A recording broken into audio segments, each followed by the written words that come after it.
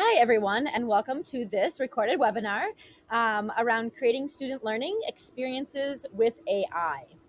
To get started or to warm up, if you feel like doing this warm up, feel free to pause the video. But if you haven't used AI or if you've only used ChatGPT, I wanted you to try and open a new tab and go to perplexity.ai. It's an alternative website to ChatGPT that we'll be talking about in this presentation. And have it write a prompt that says, you are about to begin an online workshop and you need to introduce yourself with 1 to 2 sentences explaining that you feel and blank that adjective. So that's just a fun warm up that we have. So if you want to pause that video and get a little hands on experience with that tool, feel free to do so now. So to get started today, I just want to review what our goals are together. So we're going to be looking at some emerging best practices when using AI with students. We've spent a lot of time using AI as teachers to help us save time. And now we want to dive into, if we do that with our students, what are some things that we should consider? And so I say emerging best practices because it's not been around for a long time. So these can't be tested at the extent that we would like to. So that's why I'm just using the vocabulary merging. Then we're going to dig into tools and ideas for your classroom, and that will be a time for you to actually pause the video, go off and try it on your own. And that will be it for the recorded version of this webinar. So I just want to share this quote that I learned or heard in a webinar that really grabbed my attention. And it says, just as electricity transformed almost everything 100 years ago, today I actually have a hard time thinking of an industry that we don't think AI will transform within the next few years. So that felt really powerful to me because we're always thinking about how we can prepare students for the future. And even if we adults may not feel the effects of AI as much in our job, for sure when students are graduating and going into the field, this will be something that will affect the workplace for them and the skills or how they work with technology. Which brought me to another um, website here that was about, will robots take my job? So when thinking about like AI is going to transform everything that we do in every industry, wait, fear kind of comes up with, wait, will an AI bot actually take my job at one point? And I just think it's interesting to put here our job as preschool, elementary, middle, secondary teachers. It's a calculated a 9% risk only that an AI bot would be able to take our job. And that's basically because it's not really a job that requires a lot of automation. There's not things that the bot can do for us because we have a lot more critical thinking, social emotional skills that need to be put into our job. But on the other hand, 90% calculated risk, 89% calculated risk for automation is paralegal and legal assistance. And it's in that category of imminent risk because these occupations have an extremely high likelihood of being able to be automated. So when we think about that, it really makes me think about, what are the skills behind that? What are the skills that humans have that robots can never have? And what are the skills that maybe we as humans do have, but that could be automated by bots? And so on the human side here, we have things like creativity, innovation, complex decision making, complex problem solving, and empathy and emotional intelligence. If we're thinking about where those live in Bloom's taxonomy, that's like really high level thinking skills. And so if we want to guarantee that our students are going into the fields that are not replaced by AI, these are the skills that we really want to pound in to make sure that we're practicing and scaffolding to help reach their full potential in these areas. And then on the other hand, there's things like routine tasks, repetitive and routine tasks, information retrieval, data and processing and mining that AI is able to do. So that's making me think that those things will be done by AI in the future, but there's still that human that's going to have to interact with them. And so I think about how to prepare learners for the future, thinking about, well, one thing is we have to really be sure that when we're giving them activities, they're doing Bloom's taxonomy. So I have this reverse Bloom's taxonomy of those ones that we want to do a lot of, creating, evaluating, analyzing, applying to help them build their critical thinking skills, along with that empathy and emotional intelligence piece. And on the other hand, on the other side, we have to realize that those other skills that are repetitive and that could be replaced by AI, they also still exist, but maybe our job is to help learners leverage AI in order to get some of those things done. So I'm thinking about it being a balance between when we're thinking of the skills to build, really thinking about Bloom's taxonomy, but then also realizing that we need to build an opportunity so they can learn how to interact with AI in a really effective, efficient, and responsible way. So that's what we're talking about today is what are we learning about best practices when we want to give students AI opportunities in the classroom. And so I've come up with two different buckets here. Whenever we're thinking about, okay, I want to do an activity, might be this. Slowing down and thinking, okay, what's the purpose? And what should the guardrails be that I put up for this? And so we're going to be digging into those before we dig into the actual tools themselves. So, when we are wanting to do an integrated unit or integrated activity with AI, we want to identify what is the purpose of this activity.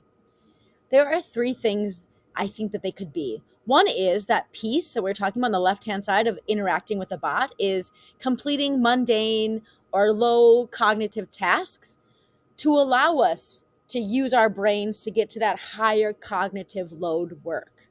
That's one of the areas that I think could be a purpose.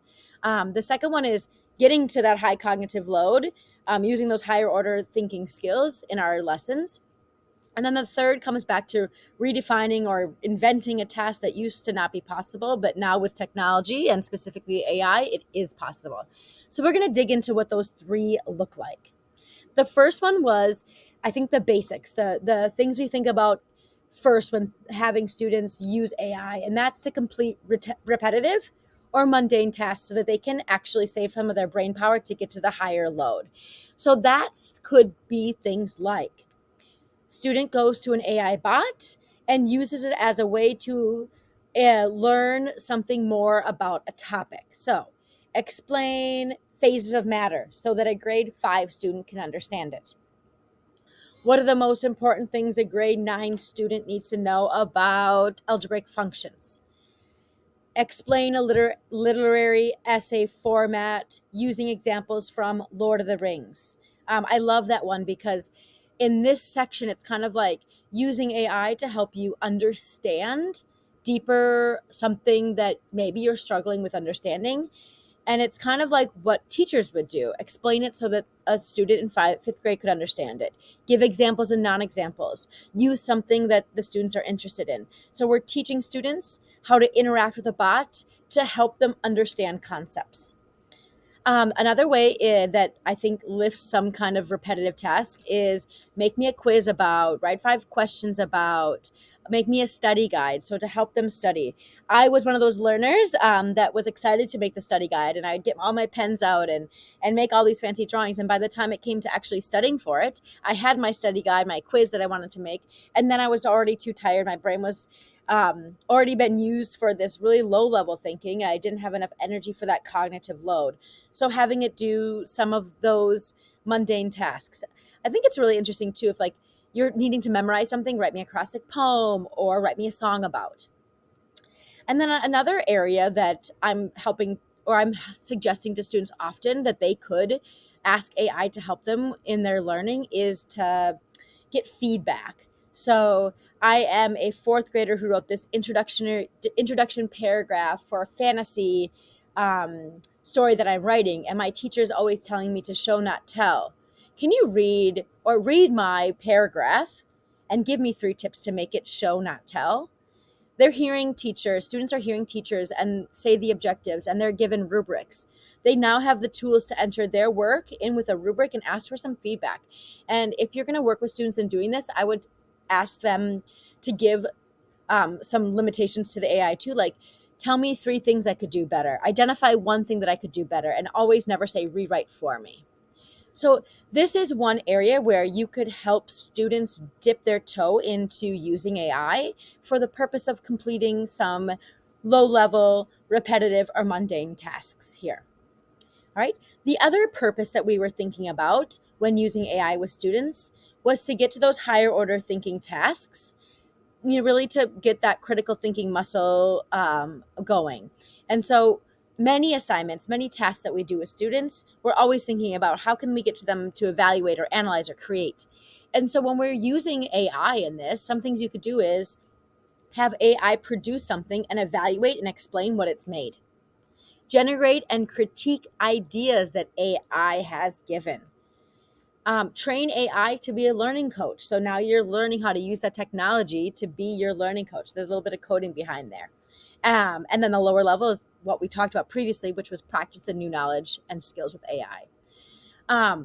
So I think this is a great way to use AI in the classroom and show students that piece of have it create.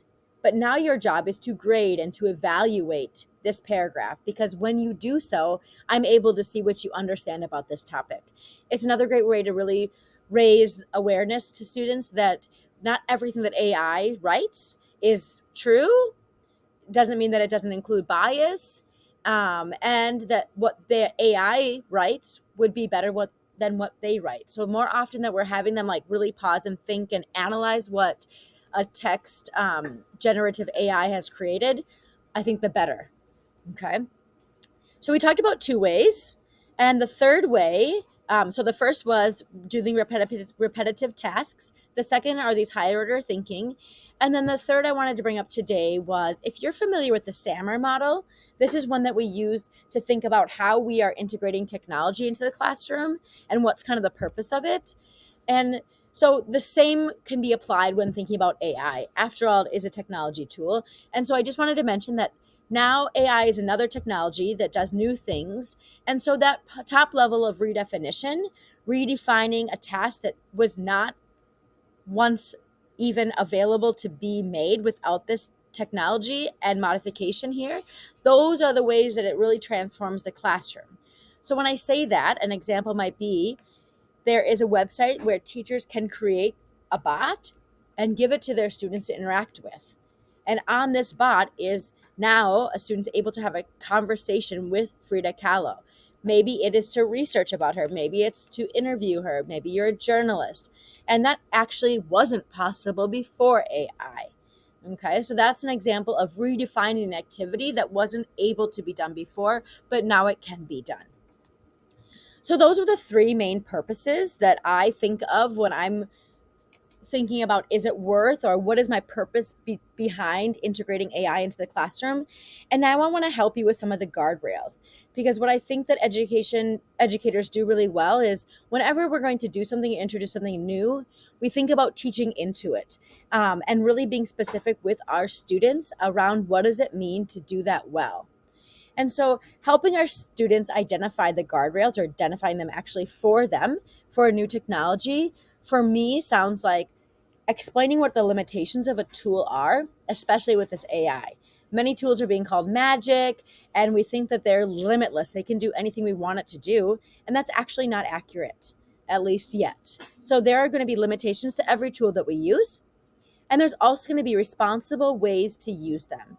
And so I want to help talk about some general guardrails that if you're going to use an AI tool in your classroom, that you might want to review and think about setting up and having a conversation with students before starting or launching.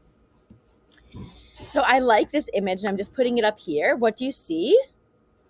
And you might be thinking a handshake, and I'm asking you to look closely, because on first glance, you might see a handshake. But when you're looking closely, you're thinking this is actually not an accurate representation of a hand. And that's because the early image generative AI created this. And it didn't do it well. It was one of the things that it really wasn't able to represent well were hands. And so that's called a hallucination. And that leads me into AI tools. One of the biggest limitations it has is that it has a lot of hallucinations. A hallucination is, it seems right, but it's actually incorrect. And so we always want to make sure that we talk to students about checking for accuracy. What AI produces is not always correct. And it's kind of fun to even let your students try to, are you smarter than an AI? And what can you find the hallucination in this? And then bias is a second one. So I just wanted to mention that AI systems, they inherit bias based on the data they're trained on. And so like all texts, readers must ask themselves, like, whose voice or ideas or opinions are not being represented in this. And there are actually a lot of companies out there right now trying to work with eliminating bias or lessening the bias in AI. So that's hopeful, but it doesn't mean that our jobs are done. And so we have to keep being really mindful of the text that's being generated and what's missing from it. Another limitation with all AI is, of course, we know around the current events and news. So it's based on data. And for example, GPT, the model is based on data up until January 2022. So if any new scientific discoveries or journals or just news is there, that will not be represented in the answer. So it's not current information. And then again, there's tool specific challenges. So as AI users, we're more creative usually than the bot, and we want to make it do things that it can't do. But it's just nice to know, like, this tool does this, but it doesn't do that. For example, I think that the image generators are really, really amazing. So I like to use them with students to maybe illustrate stories that we write. But what I think it doesn't do really well is keep one character and change the scene to keep a repetitive character. So that is an example of, okay, this does something really well, but there's going to be a little frustration if students think that it can just do whatever they can dream up. So it's always good to mention the tool limitations. And then the other side of the guardrails that we want to set up are the responsible use. So whenever we're using some of this tool, maybe this will go away someday, but I'm just thinking whenever we're using a new technology tool, students want to explore and do everything. And they're not always cognizant of what shouldn't I be doing with this. So it's really just good, and it saves you time, I think, to name it. So at ASB, we say we cannot use generative AI to complete an entire assignment for us. We do not copy and paste directly from it. We'll even let them research on there and then go and write it yourself, of course, always. And we don't want to use it as our primary research. We always want to check 3 sources and to cite our sources. We don't have a specific a policy for AI. What we state in our handbook is that if you use any technology that you use, anything you do must comply with the academic integrity policy. So we don't have to list all these things here because they're actually covered under academic integrity. So if you want to use that umbrella when talking with students, you can always say, like, remember, like always, we have to be responsible and be citing our sources and comply with the academic policy that our school has. So just mentioning those to your students, I think, is really important. And this will be new to them. If you are going to use it as a resource, I think they should. And so they can practice this citing. There's new ways that they are able to cite AI. And they're slightly different from regular MLA. So this is an example of the MLA styling. If you are working with researching with AI, that they will expect to see. Excuse me. And instead of the title of the article, like we'd be used to, it's your prompt. So you list exactly what you wrote in the prompt, and then you say, this is a prompt. Then you list the tool that you used. So it could be ChatGPT. In this case, it's Perplexity. What version was it? So maybe it's ChatGPT 3.5. Maybe it's this Perplexity version that was last published March 2023. Then the company, so if it's ChatGPT, it would be OpenAI. In our case, Perplexity is its own company. And then the date you access the information. What's really great for teachers, I think, is that they have to then put the thread, the link to the conversation. And there's a little share button on these tools that gives you the link. And then whoever clicks on that, so in this case, the teacher would be able to go do it and see the conversation they had. I think it's a great opportunity to see the critical thinking that the student is doing within the assignment or within their conversation with the bot. So if it's one time of an entry of a prompt versus a back and forth conversation, tweaking the regular prompt, the original prompt that they wrote. And that is something we call prompt engineering. And the vocabulary we want to use with students is mega prompt. So get your prompt kind of with a lot of details and information so that you get exactly what you want and tweak it just so. There's whole careers out there now just for people who are really active in creating prompts and actually selling them online. So new job has been created. So let's get into looking at some tools for students. The first thing I do want to mention is that a lot of people ask about ChatGPT and if we're using it, and we are not using ChatGPT. We're using Perplexity, and there's 2 reasons. One is that OpenAI, and ChatGPT says that that children are required to be 13 and older, and that's not the case for all of our students. And within Europe, they need to be 18. And even so, they should be getting parent consent for this. It's come out that OpenAI hasn't been as good as they could be around checking to make sure that their data's their users' ages and how they process that data. So that has to do with GDPR laws. So we're just avoiding ChatGPT in the sense of not that we're blocking it, but if I'm a teacher and I'm saying we're going to be using AI today, I don't want to put my students in a situation where they have to use ChatGPT when I know that it's not completely safe and made for students. So instead of using that, we're saying go to Perplexity. And Perplexity is a tool that's very similar to ChatGPT. Teachers love it because it actually shows the sources. So that was a warm up I wanted you to do. So if you're there now, go ahead to Perplexity and check it out. It's used the same way to generate text, the same way that ChatGPT does.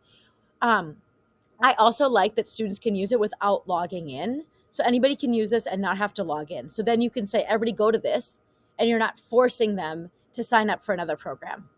So what are some ideas for the classroom? Some things you can do in the classroom is make an assignment where they have to create like a Padlet of different sources for research. So they could go to Perplexity, they could read what the program is saying about a topic, and then look at the sources that it used to see if those are reliable sources that they want to go to. You could have them do what I mentioned before, like a fact-checking activity, asking AI or Perplexity in this case a question and analyzing how correct it is. You could have it generate content. So write an essay on, compare these two things, and then have the students analyze the results and critique them and grade them on a rubric. We mentioned the getting feedback on your writing before, so that's something you can do with this program. Create quizzes, poems, songs, study guides.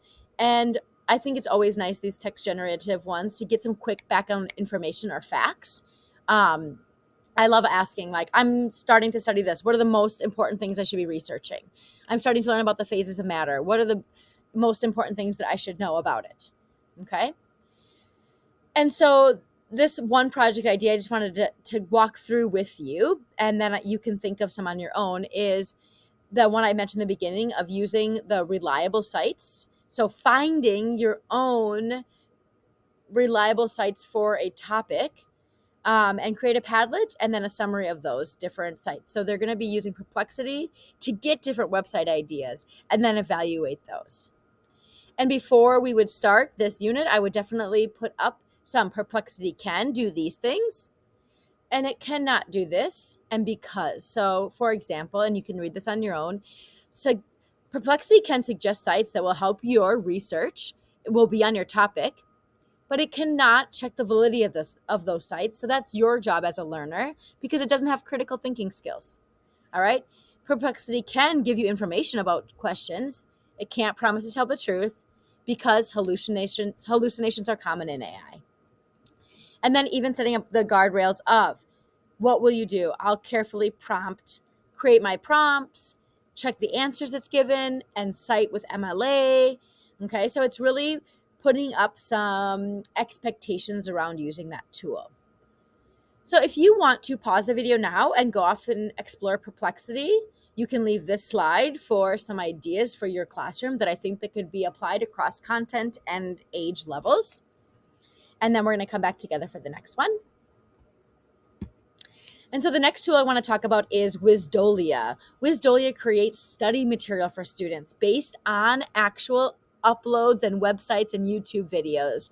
So let's imagine you're a student and you're getting a bunch of PDFs and slideshows and websites and videos from your teacher.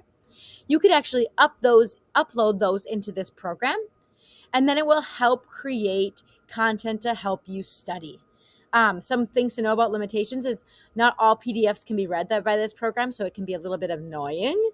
And it's like a freemium, so for more features, they must have an account. And then just making sure that what you upload is 100% accurate because it's going to be using that information. So don't just go find random information on the website. Use the documents and websites and resources that your teacher has given you. Okay, so one project idea that you might relate with, or this could spark something new for you, is so students will in class create a reliable and completely verified collection of study materials and notes, and then they could even share them with their peers. So I think it's great to start that work and model it in the classroom with a teacher, and then it's something they can use in other grade levels as well. And that really hits these higher level thinking, evaluating and explaining, training AI to be your coach, and also practicing knowledge. So the same thing, before we would launch this website, okay, go off and try it, we would say, but let's be aware of what it does. So Wisdolia can create questions and flashcards. It can't ensure all the answers are correct. So double check to make sure that you're studying the correct information. Why? Because it's only as good as what you put into it. So just talking through and really thinking about that tool, always testing the tool yourself beforehand. And then, of course, you want to talk about some really like, all right, students, you will ensure that the sites are accurate. You will check the answers, and you will understand that what I have learned needs to be applied to authentic situations before they can really be understood. So you really, again, we're holding students' hands as they're digging into these tools. Okay, so I think it's a really nice way for them to learn how to interact with the tool in an educational environment. And the more we do that, even the better. So if you want to pause the video and go to the Wisdolia website, this is one that you can use with students. And you might be thinking of some ideas for your classroom, what limitations you find, and what guardrails would you put up. So if you want to pause the video, feel free. And then our next and last tool that we're going to be looking at that's specifically student facing is Mizu, which uses the ChatGPT technology to allow users, or in this case, teachers, create their own bots that then the teachers give to the students to use. So the purpose, yes, is to create bots for your kids to use, and you get to actually see the transcript of what the students were asking. What are some ideas? What would this look like in the classroom? Well, maybe you wanted to talk to a study buddy. So input info that you have for a course, and then have it quiz it and talk back and forth. Um, I really love an example that I saw in an SLL classroom that I want to talk about. And so the scenario is, in a Spanish language learning classroom, the teacher was not only teaching Spanish, but they're doing it through a way where the students were learning about a famous author. And so she created a bot where the famous author, she created a bot to imitate a famous author, and then had the students interview that author in Spanish. So they were not only practicing their Spanish language learning skills, they were also learning information about the topic and that famous author. And then, of course, in the back end, the teacher was able to see how were the students interacting, what was the language they were using. So I think this is a really great one. Another way that we've used this is, sometimes it's hard with younger students to find all the reliable resources, or find resources where they can access the language.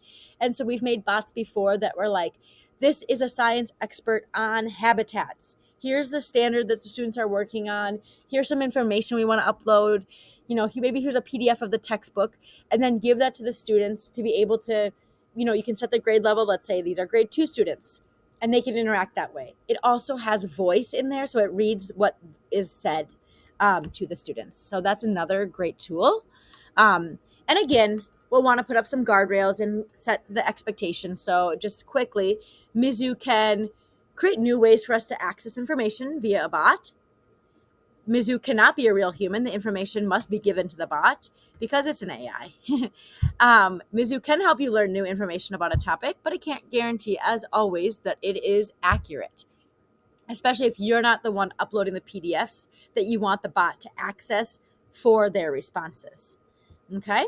So while using Mizu, we'll want to make sure that we interact with the bot in a respectful way. Of course, they should be knowing that the teacher is reading what they're saying on the other side.